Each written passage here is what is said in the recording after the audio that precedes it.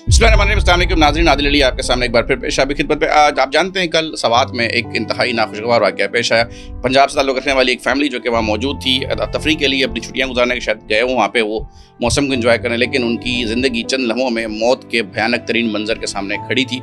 लोग बेबसी से देखते रहे और लोग वहाँ पे चीखो पुकार करते रहे, मदद के लिए पुकारते रहे। तकरीबन 2 घंटे वो एक मिट्टी के तेले पे पानी के बहाव को देखते रहे। किसी भी तरह से उनकी मदद के लिए ना कोई इदारा पहुंचा, ना तो पीडीए में प्रोविंशियल डिजास्टर मैनेजमेंट पहुंची, ना ही कोई लोकल इंतजामिया पहुंची, ना ही सूबाई हुकूमत की तरफ से उनके रेस्क्यू के लिए किसी हेलीकॉप्टर का इंतजाम किया गया।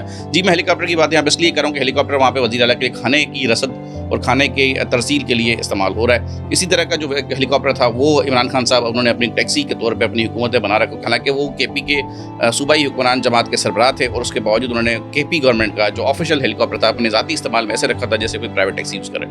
उनकी बहन को एक वाक़या पेश आया, कोई शदीद कोई क्या कहते हैं अपना कोई परेशानी लाहक हुई, तो उनको भी रेस्क्यू करने के लिए अचानक से केपी गवर्नमेंट का हेलीकॉप्टर फ़ौरन से पहुंचा और अलीमा खान साहब को रेस्क्यू कर लिया गया। बजाय इसके कि इमरान खान साहब की हुकूमत जो कि तहरीक इंसाफ की वहाँ पर मौजूद है इस वक्त, थोड़ा सा भी खुद को शर्मसार महसूस करे, कोई नदामत उनके चेहरे पे हो, ऐसा कहीं से भी कोई तासुर उनके चेहरों से नहीं मिलता, ना उनकी बातों से मिलता है। लेकिन इस सब के बावजूद वो वफाकी हुकूमत पे तनकीद कर रहे हैं, अपना बयान ये बना रहे हैं कि ये तबाही, ये बर्बादी इसकी ज़िम्मेदार वफाकी हुकूमत है। हालांकि इस बात को वो तस्लीम करने को तैयार नहीं है। 2013 से लेकर 2025 तक खैबर पख्तूनख्वा में जो हुकूमत है इमरान खान साहब की, जब से इमरान खान साहब ने वहाँ पे हुकूमत बनाई तब से वहाँ पे जो तबाही का बाजार गर्म हुआ, जो करप्शन का बाजार गर्म हुआ, तो अपनी जगह इमरान खान साहब को वहाँ पे जो एक कहते काबिल वज़ीर आला तक वहाँ पे मुयसर न था। उनकी अपनी इतनी बड़ी जदोजहद उन्होंने परवेज़ खट्टक साहब को वहाँ पे वज़ीर आला बनाया था। उस वक्त से लेकर ताहाल केपी का इंफ्रास्ट्रक्चर आप देख लें, अभी भी वहाँ लोग झूलों पर दरिया क्रॉस करते हैं, तारों पर घूमते हैं, तबाही वहाँ पे हर तरफ नजर आती है। लेकिन उसके बावजूद इमरान खान साहब की जमात का जो फोकस है वो ये कि हमें खान साहब की रिहाई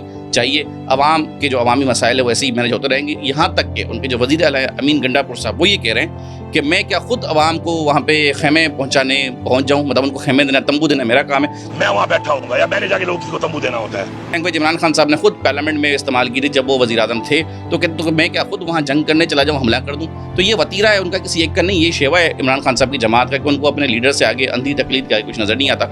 उनके तमाम इन्फ्लुएंसर जो मौजूद हैं इस वक्त वो बरमला सोशल मीडिया पे वफाकी हुकूमत को तनकीद का निशाना बना रहे हैं कि ये तबाही के ज़िम्मेदार वो मुल्क में इतने इस किस्म के मसाइल हैं, परेशानियां हैं, हादसा हो रहे हैं, कुछ हो नहीं रहा। जबकि उनको ये बात समझ में नहीं आ रही कि केपी में 2013 से लेकर 25 तक हुकूमत आपकी है, किसी और की नहीं। समझ में नहीं आती कि वो ये बयानियां बना के अब तक किसको इसका मोरद इल्ज़ाम ठहराना चाह रहे हैं, क्योंकि सूबाई हुकूमत तो किसी भी तरह से किसी शर्मसारी की उसमें नहज में आके नहीं दे रही, ना उनके पास किसी भी किस्म के प्रिवेंटिव मेंटेनेंस है, वहाँ पे कुछ भी नहीं कर रहे, उनके पास इंतजामी उमूर पे कोई उनकी कोई गिरफ्त नहीं है।